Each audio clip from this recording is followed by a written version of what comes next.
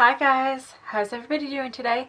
Please subscribe down below, give this video a like, and we're going to be doing this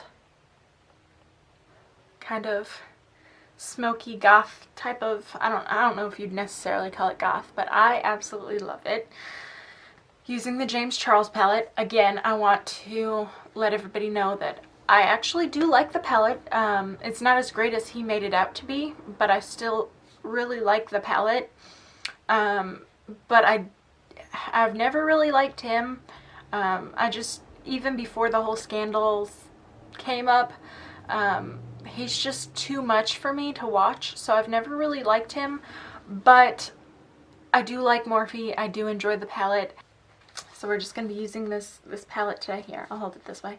I'm going to be using this palette today to create this very beautiful look. Regardless of what's going on, let's just enjoy the makeup, you know? Let's just enjoy getting ready and looking beautiful.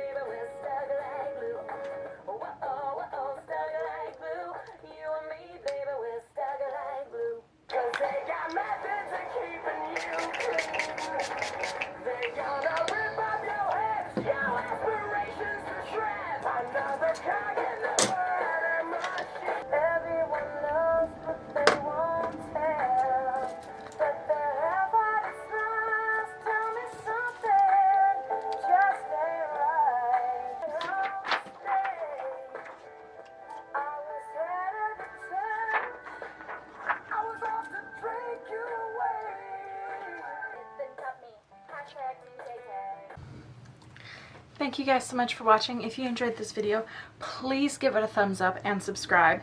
And